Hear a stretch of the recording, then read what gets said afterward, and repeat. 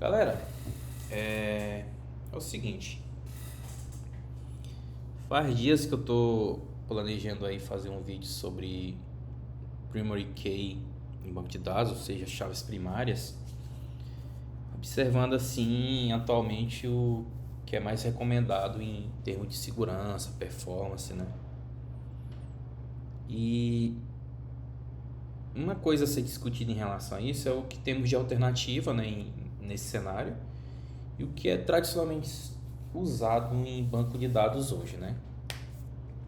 Eu acho que todo mundo já estudou e sabe que normalmente registros de uma tabela eles tendem a ser únicos, né? Então, para que eles sejam únicos, a gente precisa de um código único atrelado a eles, normalmente conhecido como chave primário, primary key, em banco de dados, né?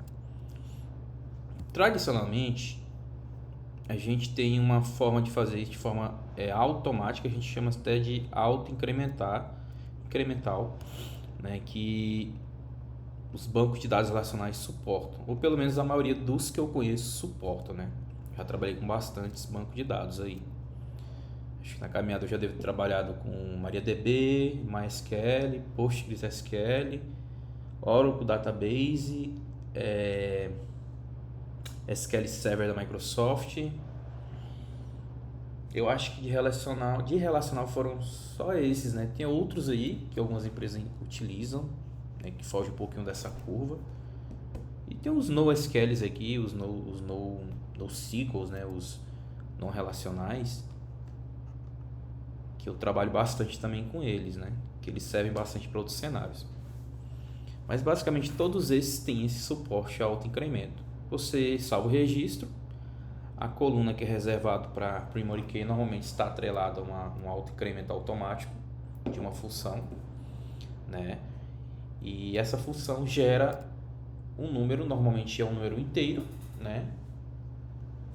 Que começa basicamente do número zero e vai incrementalmente nas próximos registros gravando isso. Qual é o problema que a gente tem nisso? Um dos problemas que a gente tem nesse tipo de geração, que seria inclusive essa geração padrão que a gente tem, eu vou até dar um exemplo para ficar mais exemplificado, que seria basicamente isso aqui, ó. 2, aí vai embora, 100, 201, e aí N, tá? N, aí diz ali. A gente tem dois problemas. Primeiro, que isso é muito previsível. E isso pode gerar um problema de segurança. Que tipo de problema de segurança a gente pode ter em algo que é muito previsível? A gente pode ter o seguinte problema de segurança aqui. Imagine comigo uma URL de um site. Eu vou colocar aqui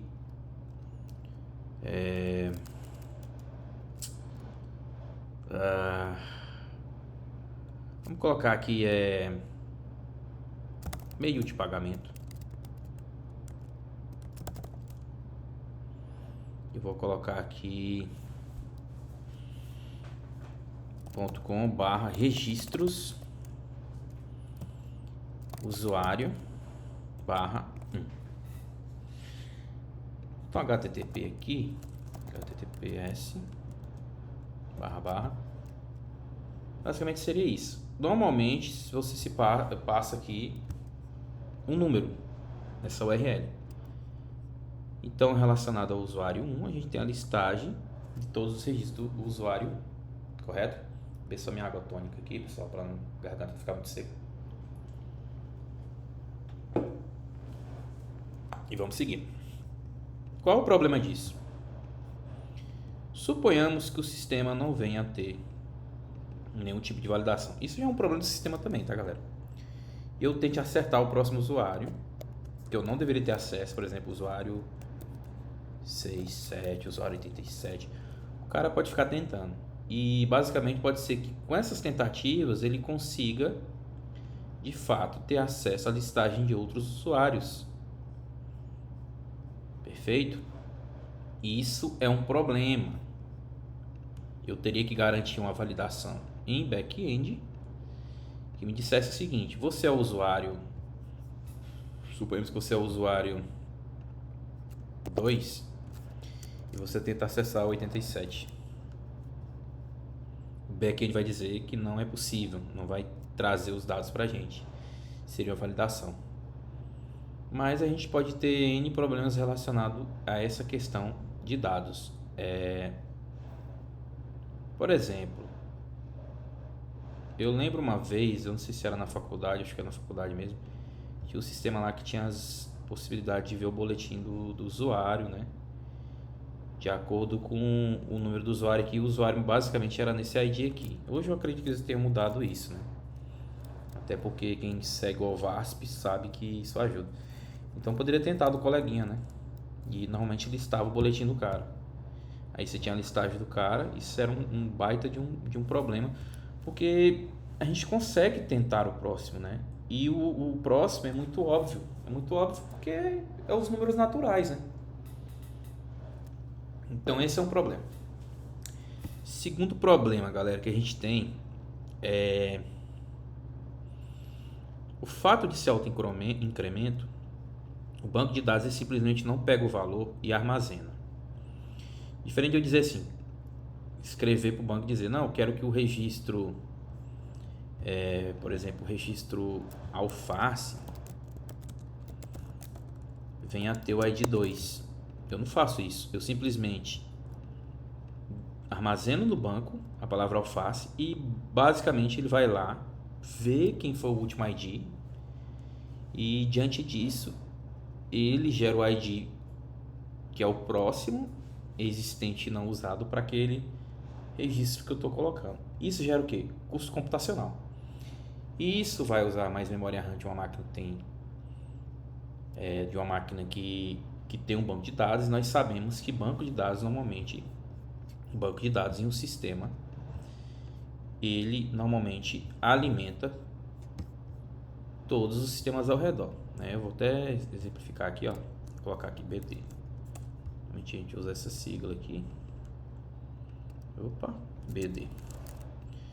Sabemos que basicamente, se a gente tiver microserviço 1, microserviço 2, microserviço 3, normalmente esses microserviços eles se conectam aqui no mesmo banco de dados. Tá vendo? E aí a gente tem microserviços batendo aqui. Isso aqui é um problema, tá, pessoal? Também. Eu tô criando a grosso modo isso. Mas isso aqui é um grande problema. Porque para ser microserviço eu não deveria depender do mesmo banco de dados. Porque isso basicamente, se cair o banco, a aplicação para totalmente. E o microserviço é garantir que a aplicação não caia totalmente. Exemplo, e-mail, eu consigo ler os e-mails, mas não consigo enviar. O serviço de envio parou, mas eu consigo estar lendo os e-mails, certo? Porque o banco de dados que armazena os enviados não é o mesmo dos recebidos, né? Então eu consigo ter outro banco. Essa arquitetura em si ela é errada. Mas vamos pensar numa arquitetura mais real. Vamos pensar na arquitetura de usuário 1, usuário 2 e usuário 3 desse sistema. Todos eles estão usando um browser em várias partes do mundo. Suponhamos que o primeiro esteja usando os Estados Unidos, esse no Brasil, esse no Canadá. Todos eles tentam acessar o serviço está rodando no seu navegador, e como é o mesmo sistema, está ligado ao banco de dados. Então imagine todo mundo ao mesmo tempo escrevendo no banco. Novo registro, novo registro. Imagine a sobrecarga que o banco tem em relação ao acesso e escrita. Além disso, você tem mais um somatório, você tem um autoincremento, ou seja, você gera para cada registro uma chave primária que é baseado sempre em calcular quem é o último. E baseado no último, ele gera o próximo possível, e diante disso ele armazena um número inteiro. Então assim, a gente tem um sério problema, porque se a gente não ter que usar isso, a gente já vai estar economizando banco de dados. Isso é muito bom para quem usa nuvem, né? Independente de nuvem ou qualquer outra coisa, economizar banco de dados para a gente é muito importante, porque basicamente tudo bate aqui, pessoal. né? Hoje em dia tem alternativas, né, que o pessoal usa muito. A gente adeta às vezes cache usando Redis, né, Redix para os mais íntimos aí.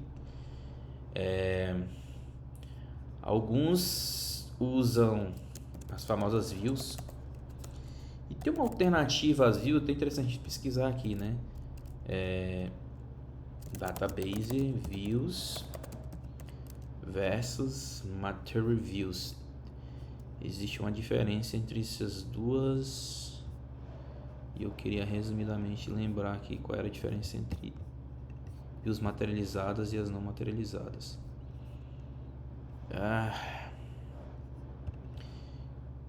Pegar esse Stack Overflow, né? Vamos ver.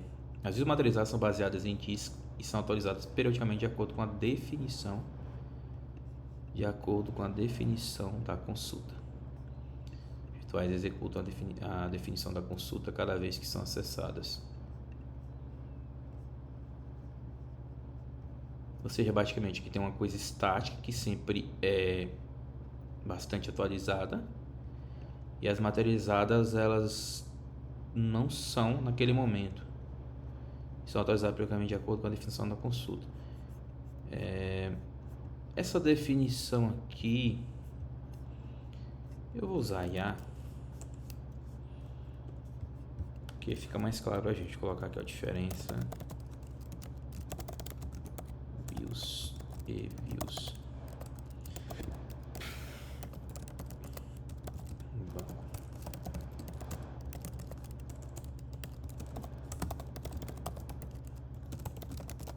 Resumido pra gente não perder tempo.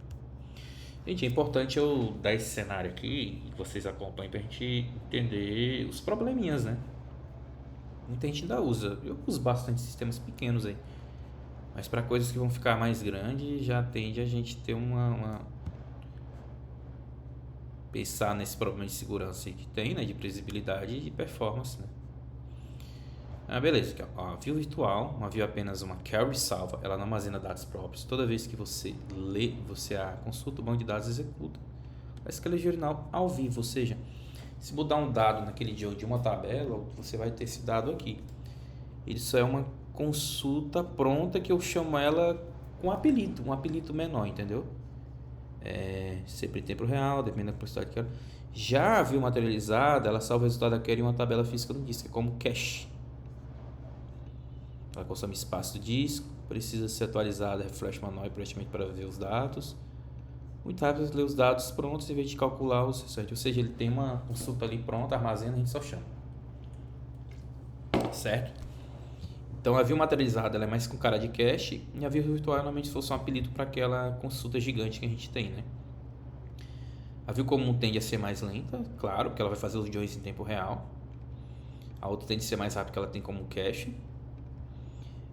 E basicamente ela é boa para alguns cenários, né? Então, dependendo de usar view ou view materializada, ter um cache Redis também evita que a gente consuma esse banco. Então, hoje em dia existe esse tipo de alternativa para a gente deixar o banco mais leve. E agora a gente pode aplicar uma segunda coisa para deixar o banco mais leve. Parar de usar chaves previsíveis com alto incremento, né, sequenciais. E como a gente resolve isso, galera? A gente começa a usar os famosos UID ou ULID. Existem outras propostas? Existem. Mas as mais conhecidas são essas. Eu não sei se os colegas já baixaram alguns PDFs na internet ou coisas do tipo e vocês já perceberam uma cadeia de caractere muito semelhante a isso aqui, né? Basicamente esse aqui é o ULID, né? A ULID ela é bonitinha, né? Eu vou até puxar aqui, ó. Eu vou dar uma comparada. O ID V 7 vezes o ULID. Vamos ver a diferença entre elas. Olha que maravilha.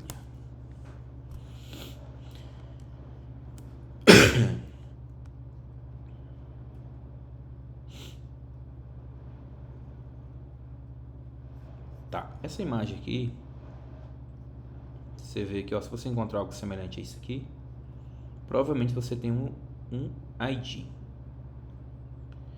Se você achar uma cadeia mais parecida com essa daqui, a gente tem provavelmente um o lead, certo?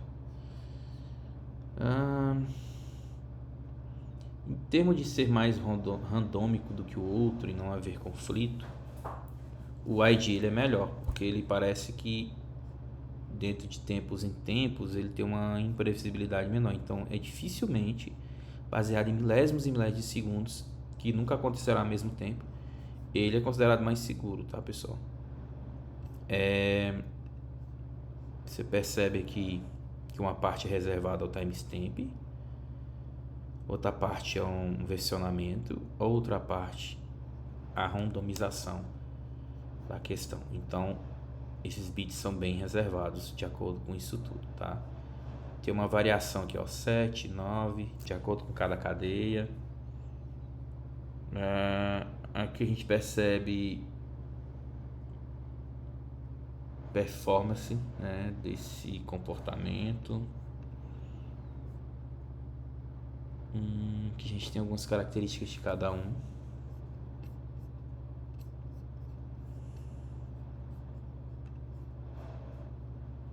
Aqui tem um lead, 48 bits reservado para timestamp e 80 bits reservado para random.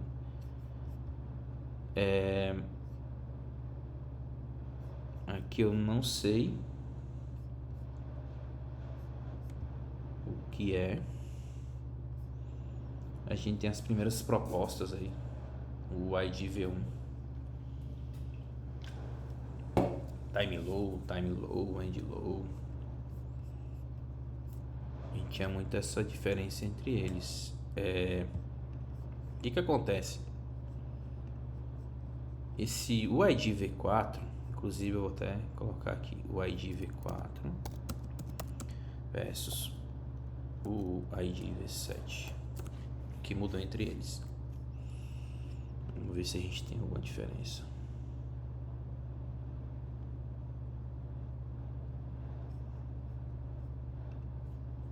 Tá.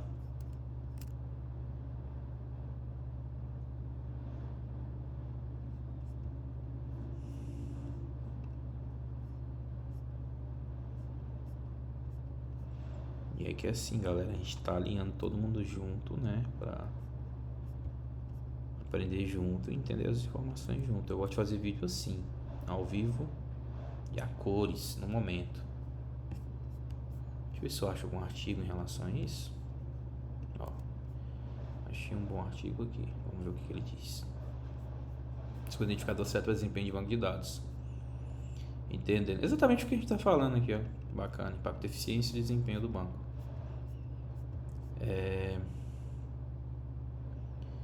Pode degradar o desempenho, principalmente sobre cargas escritas intensas. A fragmentação disso causada pela ED pode levar a inserção em leitura mais lenta. Por outro lado, padrão de chave estável, ordenando e melhorando a velocidade. Então, basicamente, a atualização do ID V4 para o ID V7 tem a ver com essa performance, né? Escalabilidade da aplicação. Para aplicações de grande escala, com alto volume, o ID e o LED geralmente são a melhor escolha. Para natureza sequencial, melhor desempenho, impacto e eficiência da indexação. Show! V4 é o padrão consolidado e amplamente suportado, enquanto o V7 é mais recente para bibliotecas de configuração adicionais.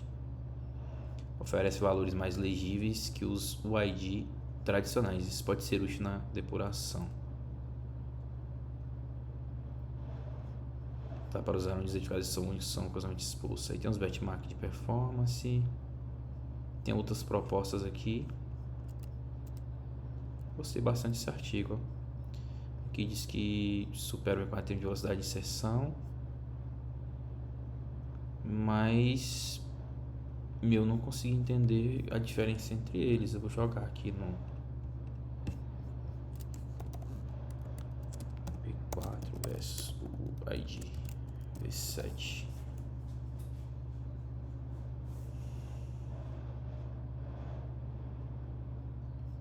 Um ordena, outro não ordena. Basicamente é isso que a IA está dizendo pra gente. Beleza. Tá. Peça para como os dados são aleatórios, as inserções em índice acontecem em locais espalhados, causando fragmentação de disco e lentidão.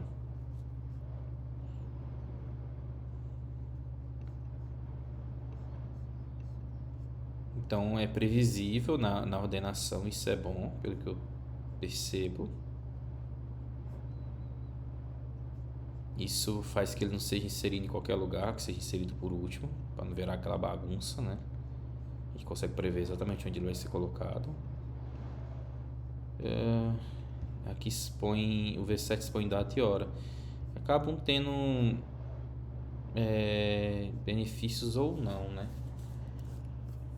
Agora, em termos de previsibilidade, o ID V7 ou o lead? Vamos ver quem é melhor.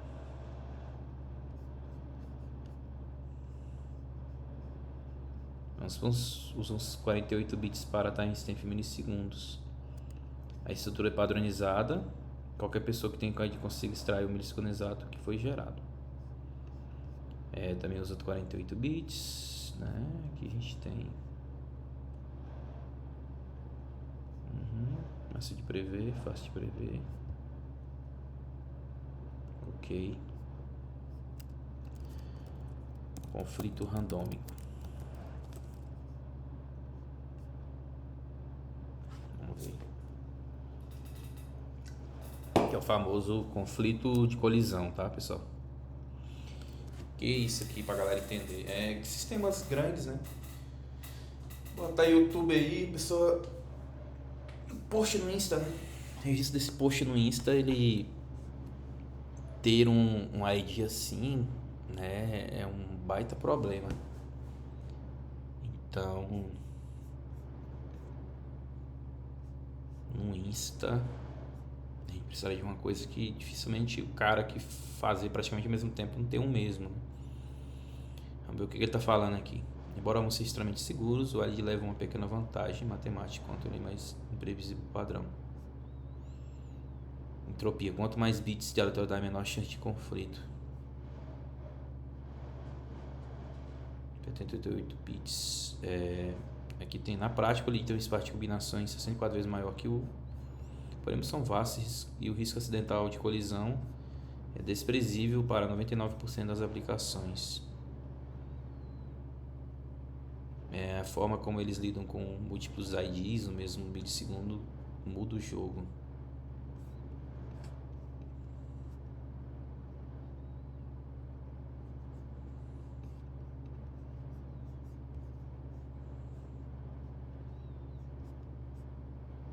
E aí, galera, qual que a gente usaria mais para banco?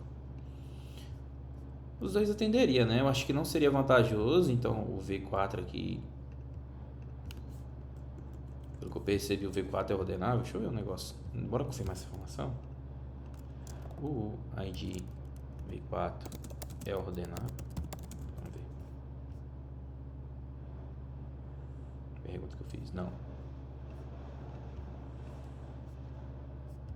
Ele não é ordenável, tá? Então ele não carrega a informação de tempo e data.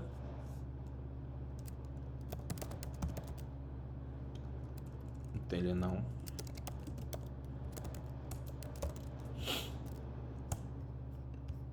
Só que a gente tem que ver qual que seria melhor para banco. Vamos ver aqui.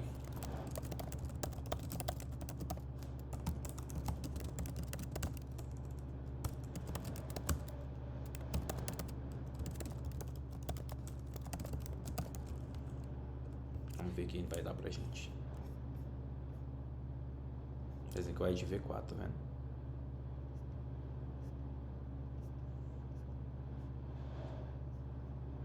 Vem um pouco mais lento. Eu vou discordar um pouco, porque eu não vou fazer o banco usar isso, tá? É o princípio que a gente está querendo aqui. Fazer do banco que ele trabalhe o menos possível. Então, ferramentas que o banco gere o próprio ID estão fora disso aí, tá, galera? Não vamos fazer isso não. Então, eu descarto que isso aqui não... Talvez por não usar símbolos. Mas é diferente dessa merreca, velho. Não bate nem cabeça com isso aqui agora. Leitura de dados recentes. Ineficiente, muito eficiente e muito eficiente.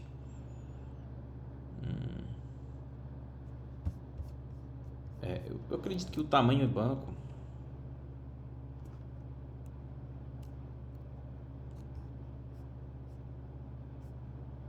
em relação aos bits, vai aqui.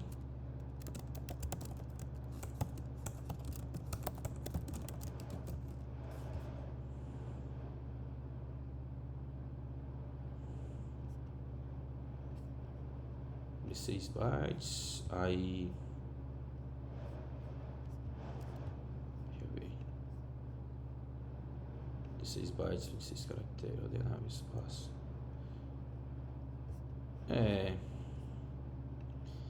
O ID, o lead parece que tem caracteres, mas não entendi muito bem aqui não, gente. Então, quantos bits cada um ocupa? Quantos bits por ID V7 e o lead tem.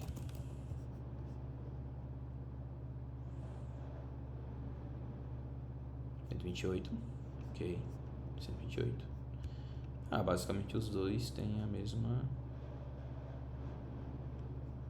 quantidade, mas aí cada um tem uma reserva aqui, aleatórios é um pouco diferente.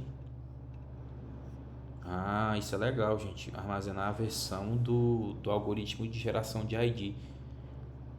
Isso é bom pra gente identificar quem é e poder recuperar, né?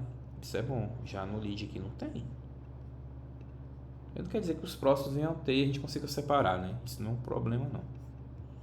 Pro lançamento do momento, isso aqui é uma boa, né? Eu sinto que o lead aqui parece que é mais legalzinho.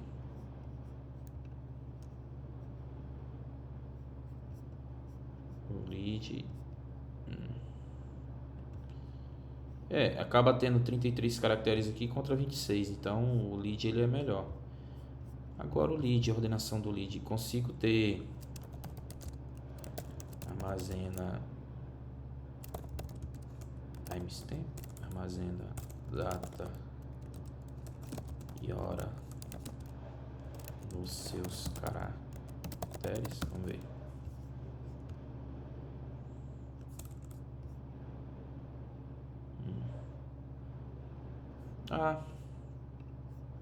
Ele joga para base 32, na verdade. Cara,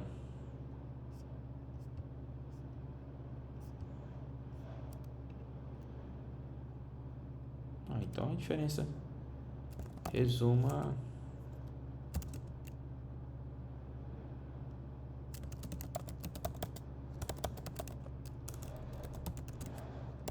lead e o ID V7. Ver se ele constrói uma tabela. Seria legal se ele construísse uma tabela pra gente.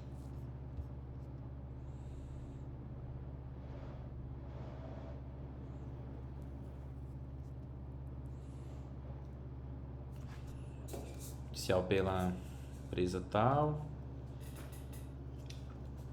Tá me dando sono, gente.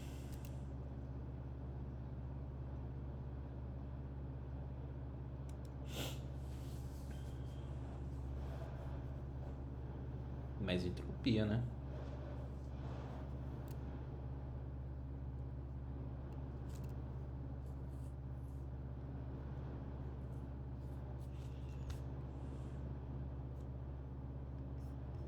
Está funcionando ativamente nesse lugar.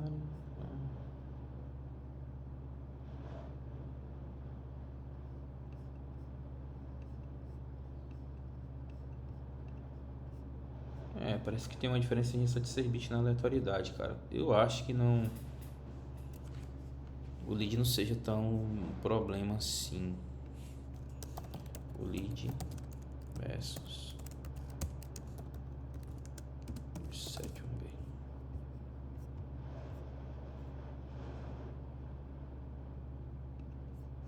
Tem um cara que fez aqui.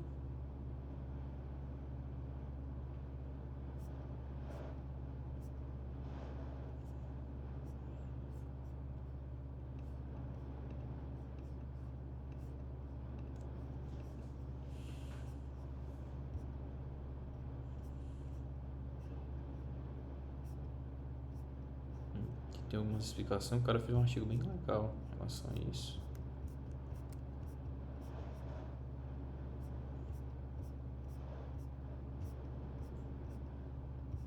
Vamos ver o que esse cara concluiu aqui. Mais sobre o id do que o próprio id, mas espero que você tenha aprendido, né, em geral, que é gerar dados que precisam ser ordenados ou buscar de forma lógica. Aplicações pequenas eu não recomendo que tenha tanto impacto, mas para grandes aplicações você pode ter tanto uma economia de espaço quanto ganho de performance usando leads de forma lógica.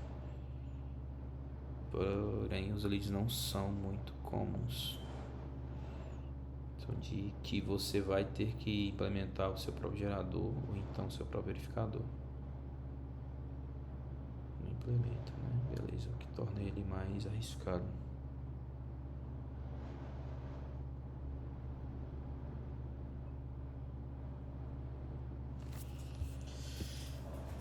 Teve assim uma conclusão tão boa. Segundo que eu entendi ali, ele tem timestamp sim, velho.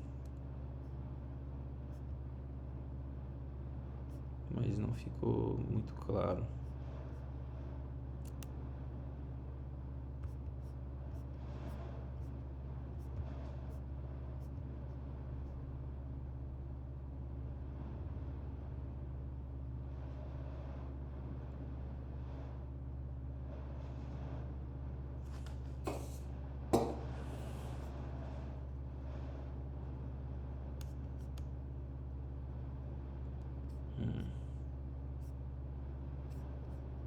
Estranho.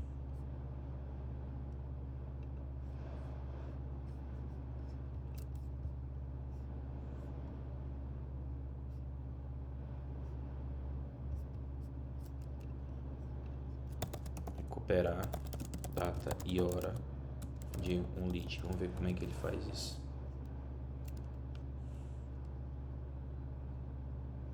Pega lá, e o primeiro que ele pega, pá, é um Unix Epoxy, ele corresponde a...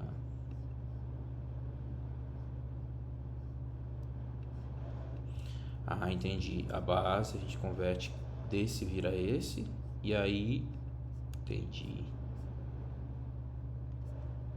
Carrega assim.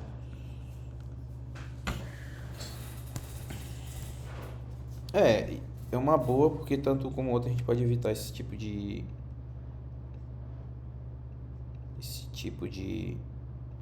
create a tia aqui na criação. Isso é legal. Já não gasta isso aqui, né?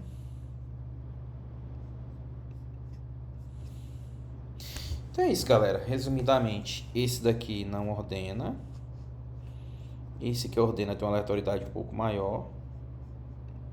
Esse é uma excelente opção. Se eu não me engano, o Detran do Pará usa, cara, o... Não sei se eu vou encontrar alguma coisa aqui, tá, gente? Vou tentar ver se eu encontro. Sinceramente, eu vou ter que digitar meus dados aqui, vai ser meio ruim. Não vou conseguir mostrar pra vocês. Eu estou aqui tentando de alguma forma o que eu posso usar, gente, para ajudar vocês a entender isso.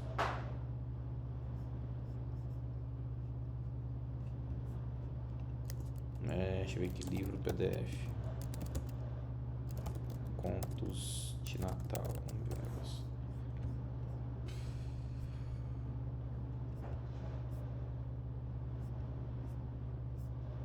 Realmente não vai ter como eu ver isso. Mas assim, tanto um como o outro é muito bom, né? Tende o lead armazenar menos no banco, aquela quantidade de bits ali. Então, tanto como o outro é muito legal de ser usado. Qual a versão mais recente? Qual a versão mais recente de Google ID? Vamos ver qual é a recente que eles têm aí. 24 V8.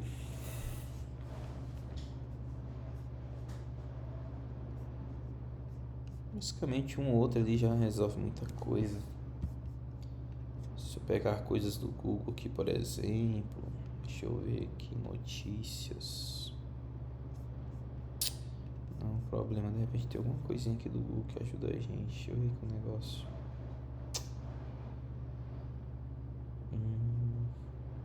Uns e-mail talvez seja uma boa ideia. Deixa eu ver o e-mail aqui. Mercado Pago, bora ver como é que tá na URL. Ah, tem uma cadeiazinha aqui.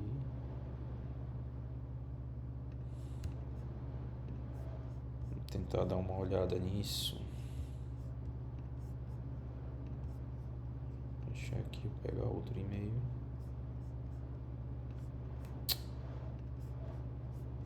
Cara, é muita coisa ali que tem no...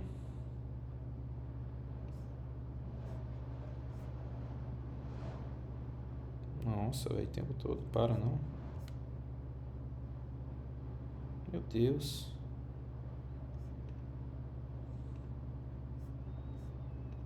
Acabou. Enfim. Nossa, velho, que raiva. A gente tem um padrãozinho aqui, né?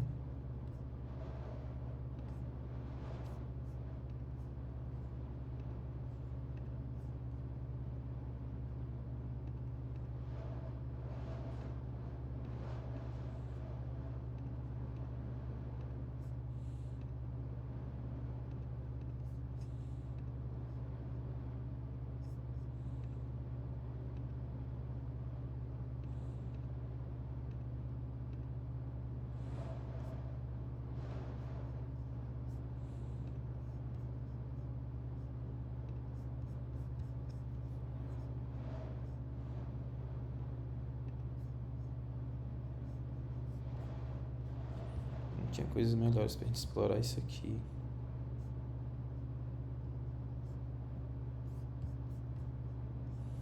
Enfim, eu queria mostrar em uso, mas assim, vocês vão acabar se deparando aí, cara, em concurso, coisa do tipo, que o pessoal vai estar usando isso aí. Eu tenho me deparado muito com o lead. O lead talvez seja uma boa alternativa ali, porque ele tem uma cadeia até interessante, né, gente, de coisas. E é tão bom quanto o outro, e mais próximo da legibilidade humana. Realmente eu não sei em qual que eu ficaria não, pessoal. Né? Se eu colocar aqui o ID 7 vezes o lead,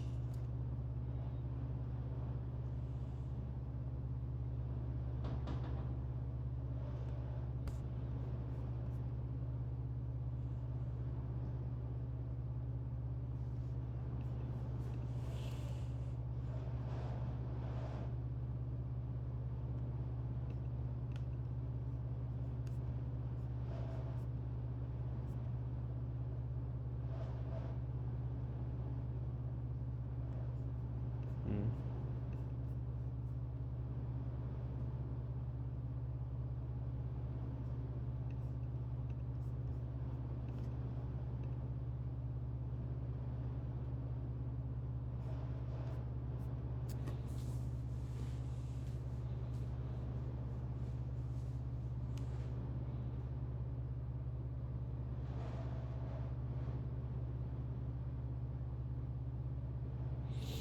é, é uma escolha difícil.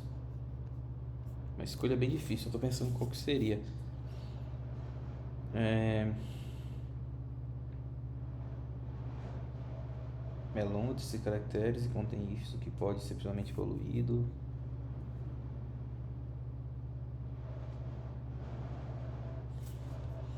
Não quero usar o que tem no banco, quero eu colocar lá para economizar mais banco ainda. E segura para o URL, não usa caracteres especiais, a modicidade garante que, mesmo... Será que tem nativamente como eu fazer JS gerar nativamente? Será? Infelizmente não tem. Vou usar algumas bibliotecas aí.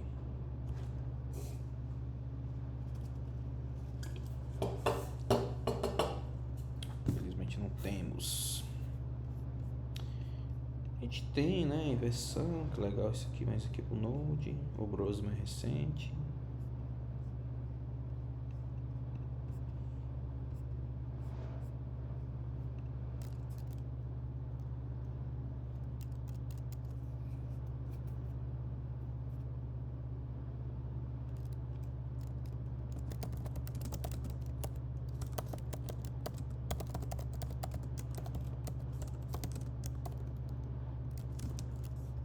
Vamos ver qual é a diferença.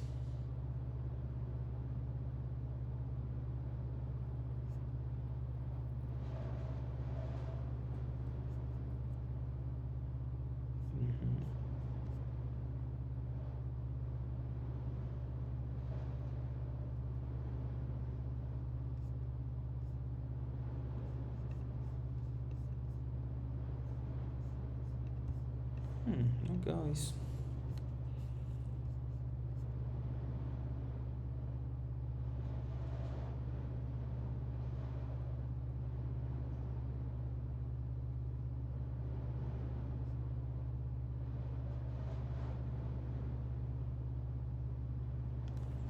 Se você tentar ordenar uma coluna, vai de contra uma coluna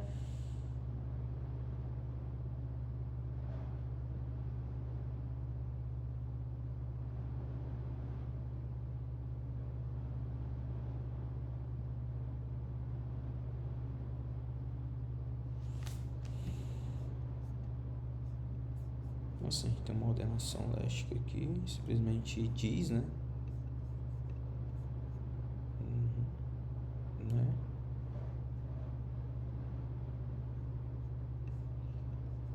A ordem alfabética já resolve o problema.